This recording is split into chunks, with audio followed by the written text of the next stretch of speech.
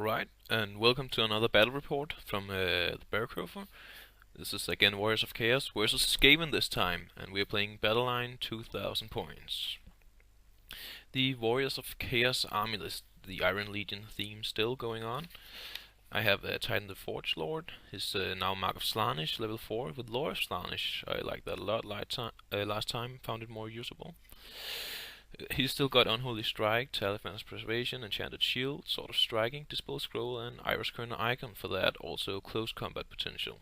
Then I got the Harbinger, level 2, Lord of Death, Chaos Deed, Charm Shield, still Terrifying Mask. And my BSB, Ferrous Ironhide, Scaleskin, Hideous Visage, Shield, Thornstone. He's made to survive anything but stuff that ignores armor. The Iron Guard, still 18 Chaos Warriors, Shields, Command Group, Standard of Discipline, the Fast and the Furious, 6 Forsaken of Slaanesh. I love those guys. 2 units of 5 Warhounds. And in special units I have 5 Chaos Knights with Mark of Siege and Sorcerer Weapons, Musician and Banner. I forgot that Mark of Siege during this battle, but oh well. And rare units I have the Hell Cannon. Love the Hell Cannon. And 3 Skull Crushers in Social Weapons, Musician, Banner, and Gleaming Pennant. Because I figure they might need to operate outside the range of the BSB in general. And for the Skaven, he has named his units this time, and this is Clan Nisrid. As for characters, he's got Targets to Gracier, Earthing Rod, Spells of Plague. Then he's got Nisrid the Slayer, Warlord, Shield, and the War Leader, and he's got the Fellblade. Then he has Frisnik the Mad, Warlock Engineer, Dispel Scroll. He's also got the Terrifying Mask of E, Wizard level 1, and a Dispel Scroll. For Corians, he's got the 13's Clawback pack, 30 Clan Rats with Musician, and the Tidal Wave, which lives up to its name. 100 Skaven slaves in one unit. Man, they take up a lot of room with the Musician. The Red Slayers, 30 Stormwomen with Musician, Standard Bearer, and the Storm Banner, and 2 units of 25 Skaven slaves. Then he's got for special units Nisrid's Shadows, Gutter Runners. There's 12 of them with Snare Net, Slings, and Poison attacks. And for rare units, he's got the Doom Wheel, the Hell Pit Abomination, and a Warp Lightning Cannon. So that's ouch, ouch, and ouch. But I guess most of you guys know that. This is my first time playing Skaven, so that's exciting. And this is our deployment, the picture of everything on the table. So you can look at that for a moment, and in a minute I'll go through it with you, or in a few seconds. Here we have the Warriors of Chaos from left to right. I've got my Skull Crushers here, and one of them is already covering in fear from the Skaven. He fell off. It happens all the time. And in front of them my dogs, and they're in front of the Doom Wheel and Hell Pit, and I thought I was clever there, and I almost was. In my center we have my Nightmares with the level 2, then we got 5 Hounds, we got the Iron Guard with the BSB and my Lord, and a Hell Cannon. And yeah, pretty straight up how I put these units. I didn't really know what to do. Like I said, this is the first time I play Skavens. I've got a lot of theory down my throat, so to speak. I got a lot of theory in place in my head, but actually using it in games, I'm still learning that. And then we go to my right flank here, and that consists of 6 of this Forsaken. My 6 Forsaken of Slaanesh. I really love Swiss Ride.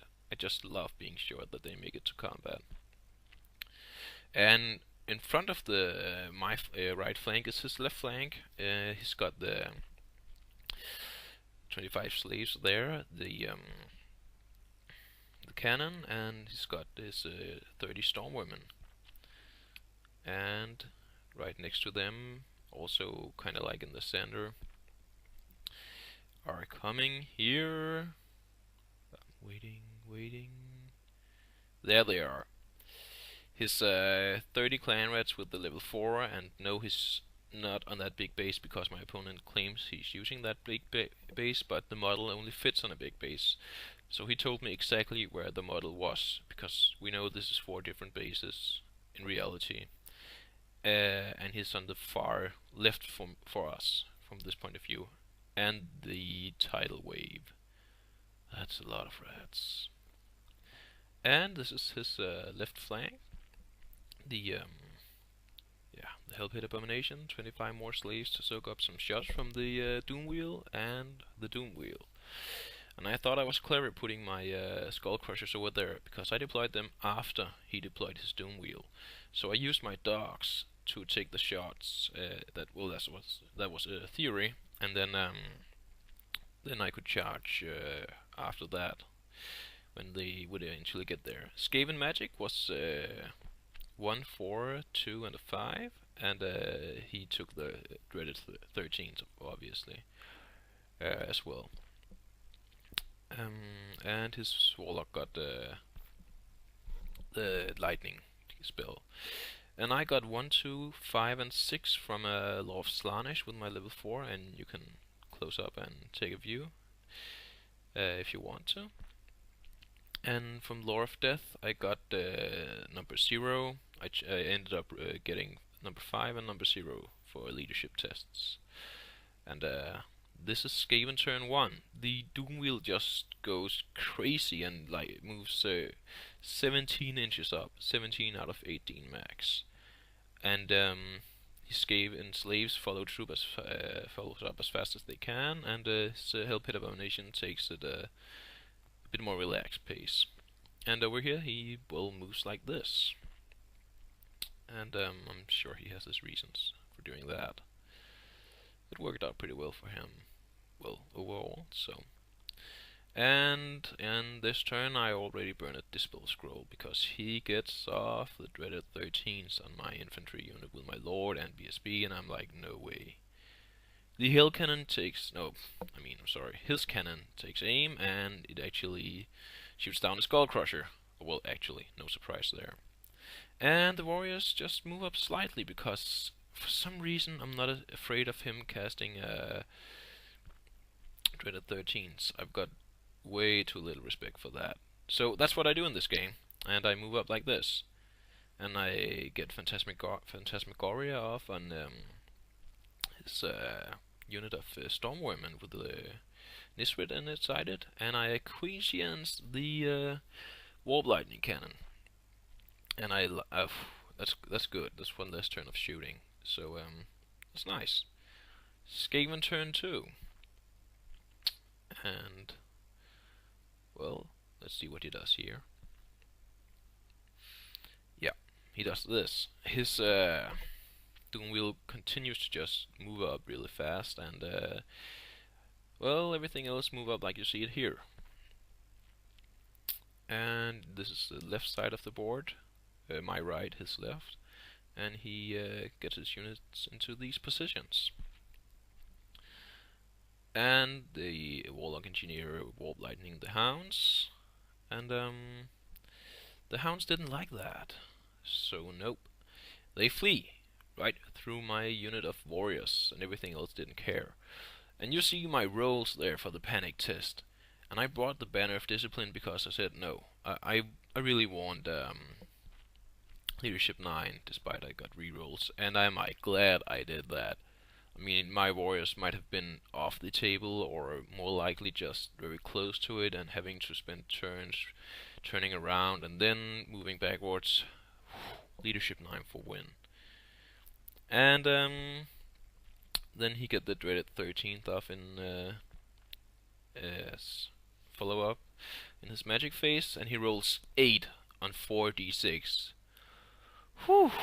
So in my turn 2, I just move up a little more with my knights and warriors and stuff like that. You can see it here. And I'm just thinking that I wanted a line of sight and to get closer. This entire game I was kind of trying to avoid being pinned down by the big slave units, and I kind of wanted to face off against his Stormwormen, but I wasn't in a hurry, and I think I should have been. Yeah, my Hell Cannon delivers a payload of Doomfire, and I got a center hit, so that's 21 models hit, and 18 dice according to math. So 18 Stormwomen looking up, seeing this pretty ball of Doomfire, and they all try to catch it, and everybody but 3 does. And I'm glad they did. So, oh, it just feels so good when you make a hit with the Hell Cannon. I mean, you're always kind of afraid for that misfire and then subsequent one, but Strength 5 templates, sweet. And they flee. They flee. His Lord and Stormworming are fleeing. I like that. And in his turn 3, they continue to flee. And this is just really lucky. He just rolled very crabby. We decided that the Skaven leadership bonus didn't apply when they were running. And this is what turn 3 looks like, except for that. Except for that, when in movement, his rats there charged my knights. I knew this was happening, that's why I moved the Harbinger out of the unit, as you can see. And his Hell Pit and Doom Wheel moves up like this. Oh boy, yeah. I mean, I couldn't charge because my dogs were in the way earlier with my knights, Juggernauts. And I moved to the side, and this happens. 2 shots, 2 dead. Skull Crushers. Yeah, they did nothing because of my poor deployment. Just a little bit more to the left, and it would have been fine. And on this turn, he actually remembers to bring in the to roll for the gutter runners, and he gets them in. And over here in combat, his rats does nothing. What few wounds he does get through are armor saved, and I kill 5 guys total, not a lot. And the Warriors of Chaos turn 3. Well, I'm hoping for some improvement here. And, well, I get it, I think. My Warriors move up, and Hounds move up to disrupt the Doom Wheel, and this is what it looks like. And I get Phantasmagoria off. It's the 3d6 uses 2 as high for leadership spell to keep them running in his next phase off the table. And my Doom Cannon. Hell Cannon with the Doomfire. It misfires and then it rolls a 6. So once again, a central hit, and this time on the clan rats containing the Sorcerer. I'm hoping to make them run as well. Oh, I love the Hell Cannon. 18 more dice. And over here, the knights are still fine, and they kill 6 rats this time, I think. No big deal. Well, they do poorly, but I don't think it really matters because they're gonna be stuck there the rest of the game. And this is his leadership in his turn 4. 3 dice, 1, 1, 1. They were not meant to run. I mean, what can you do when the dice gods have spoken like this? Too bad. I mean, they're like 4 inches from the table edge. Over here, the nightmares meet their own nightmare. He takes with no problem. There's a 9-inch there. They help it into them. And the Doom Wheel moves up here. And I'm really glad I positioned my dogs as I did to protect the Hell Cannon. And this is what the board looks like. It's just an overall view to get an idea of what's going on. And as expected, 3 shots, 3 dead dogs. No big deal there. Well, that's fine. And over here, the gutter runners, they take some shots at my Forsaken. They did last turn as well, so now they killed a total of 3. And here, as expected, too bad. I think he did like 5 or 6 wounds, and the rats killed 1 knight, and then it kills the rest. And I forgot about my ward saves, but I don't think it would have mattered. Warriors turn 4, I decide, okay, I gotta do something, and I charge the rats. The Hell Cannon moves up here because you can't shoot anymore. When you get a misfire 6 with the Hell Cannon, it's a central shot. It's a hit, and it can't shoot for the rest of the game. And my Chaos Lord, he cast the Chara on the Abomination. It's a hex, so you can cast it anywhere. That's really nice. And he ended up doing 3 wounds. Skaven turn 5 then. Things are getting interesting. And yeah, last turn I charged my Forsaken and my Harbinger into his lightning cannon, and they killed it. And yeah, now my Harbinger got charged by his unit of rats, and he ran through 2 units. And oh well, 2 ones on the dangerous terrains. He got 2 wounds. He's dead. And Chaos Warriors turn 5 look like this. There isn't really anything to say about that. Oh no, I'm sorry, this is still his turn 5. He's moving up like this, walking around, taking some shots at the hill cannon. It doesn't matter, it's just, it doesn't care. And then Dreaded 13 takes its final toll, and the Legion's fate is sealed. It all dies there. Some 900 points. Yep, that was it. I know. And that entire unit, more than 900 points, turned into like what, 40 points, 12 slaves, or 12 clan rats. Oh well, and he's made no miscast the entire game. He spent every turn trying to cast Dreaded with 6 dice. Over here, the Hell Cannon doesn't care about green lightning. It's just too awesome. Strength 10. 2 of them wound. It got a 5-up ward. Who needs a handler? Take the handlers to take wounds when you got a 5-up ward save, and you are an awesome Hell Cannon. And the last one fails to wound on a 1. And poison attacks. Shooting poison attacks. Psst. Who says that it matters? I mean, sure, you can make some auto wounds, but I'll just ward save it. No, not armor. I don't care about that. I love it. It's just a monster. Warriors turn 5. Ignore the... Oh, no, wait. Don't. That was Warriors turn 5, yeah. And that's all I did, because that was all I had left. And Skaven turn 6. He charges my Hell Cannon with these 2 units, the Hell Pit and the slaves. And I'm glad he took in the slaves, and he regretted that. But hey, it was just fun, and he wanted to do some stuff. And the Hell Cannon, just, I mean, it's just on fire. It can't die to anything, and now it fights off a Hell Pit, Abomination, and some slaves. And on its own turn, it just overruns them. I mean, I'm pretty sure now, we had something we weren't sure about. I'm pretty sure that in my turn, when they haven't had a flee move yet, they get to flee if I charge. But my opponent, he hadn't seen that anywhere, so he was pretty sure that they did not. And I couldn't find it in the book, so we just went with what he said, because, well, it seemed like it. But I'm just so sure about it, so please comment. I mean, don't you get a flee roll in the opponent's turn after you fled in your own? Over here, the 13th Claw Plague and the Gracia flee from the Forsaken, and that was the end of the game. Yeah. 3rd video, I know, 3rd loss in a row. I'm still getting to use all my theories, so I'm making a lot of mistakes, and I'm learning a lot. I'm really learning a lot. So loss for the Iron Legion. I lost everything but the Forsaken and the Hell Cannon.